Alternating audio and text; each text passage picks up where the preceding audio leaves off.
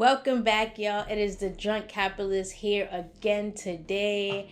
And as you can see, I got another story for y'all. This is one of my first story times, and this is something that happened very recently. So I'm going to talk about how I was able to get my rent lowered in 2022.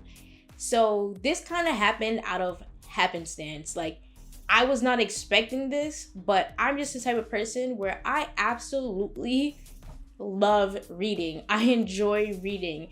And even more than loving to read, I enjoy finagling legally.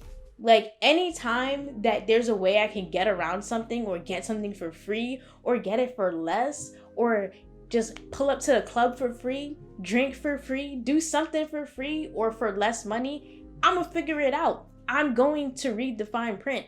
Yes, I'm the one scrolling through the Apple messages before clicking I agree because I want to know everything, okay? I want to know. I spend hours every day reading up on finances, laws, etc. Love it. So that is the main way in which I was able to lower my rent, by literally just reading. So during the pandy back in 2020, I was able to find an apartment that was advertised on Hot Pads. I think it was also advertised on like Street Easy, etc. If anybody knows about living on the East Coast, New York City or Jersey, you know about the rental prices and how things work in the rental market. Things go really, really fast. People are jumping on apartments very quickly, especially if they're nice, if they're less expensive or, you know, more competitive pricing. But basically, the renters or landlords, they don't really advertise everything about your building or the apartment itself, and for good reason.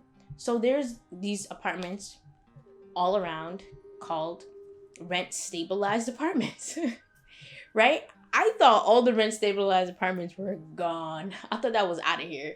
I thought everybody that had a rent stabilized apartment just keep it in the family and they just keep going and nobody is about to get a rent stabilized apartment anytime soon. But of course, I ended up stumbling upon a rent stabilized apartment, but I had no idea that I had a rent stabilized apartment when I moved in. So I was paying regular price, the price that was advertised on the Hot Pads recommendations and whatnot. So I've been living here for a while, paying my rent like a good citizen, never been late, you know, always paid on time. And then one day, I got a letter. I read the letter, and the letter wasn't really that relevant, but on the top of the letter, it had the name of an office. And I decided to research that office.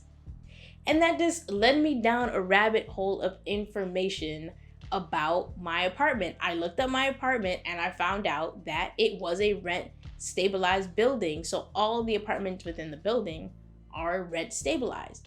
No one told me that.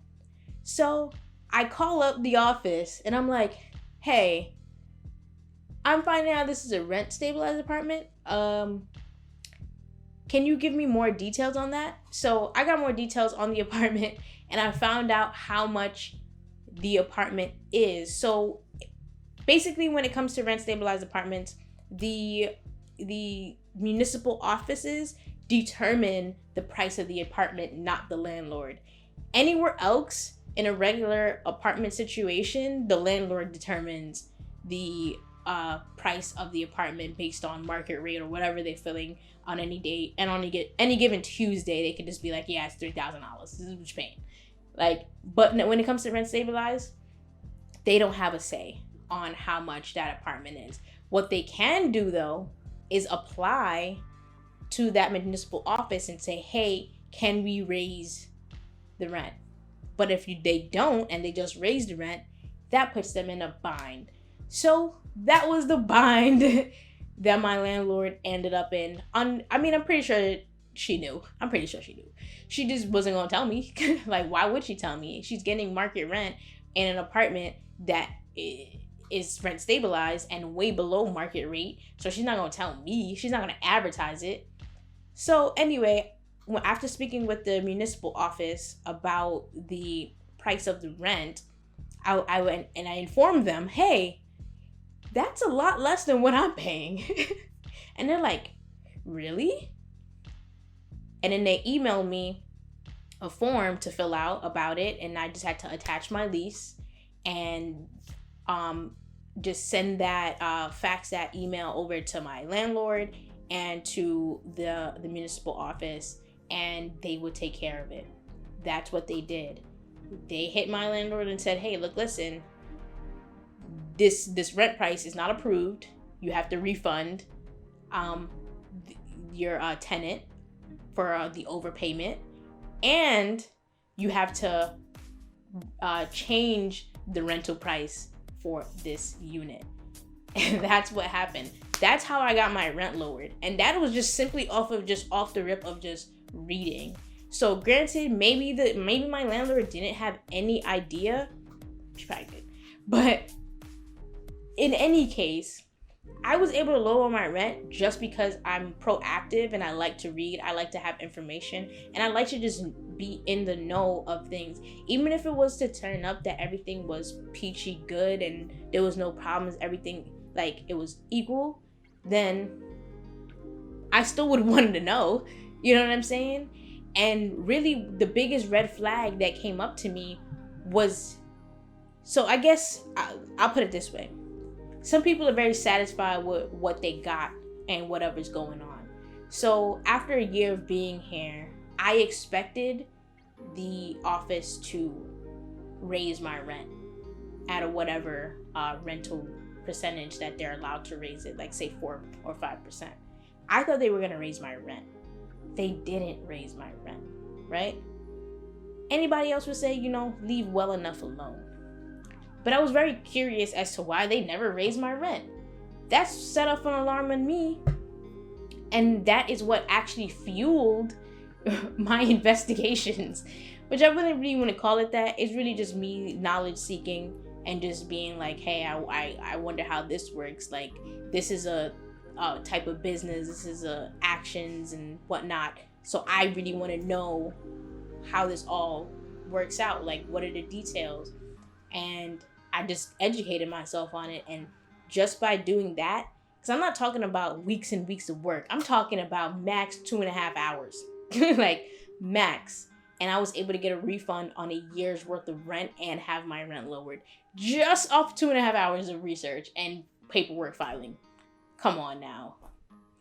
All I'm saying is that it's really nice when you could just be proactive in whatever you're doing and like really seek out that knowledge, because you never know ways that you can work around the system or just get your money back, like, to be honest. And if I'm, like I said before, leaving well enough alone, I don't feel like my rent was not worth what I was paying.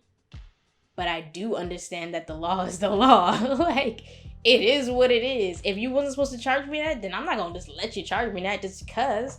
Like, even though I was willing to pay that and I can afford it, doesn't make it right on your end. Doesn't make it wrong on my end. All things equal, it is what it is. All's fair. Okay? But thank you guys for watching. I hope you enjoyed that random financial literacy story. I hope I have some more story times for you guys, because I have a lot of situations that just be going on just straight off of research. But thank you guys for watching. It is the Drunk Capitalist. I'll see you guys next time. Peace.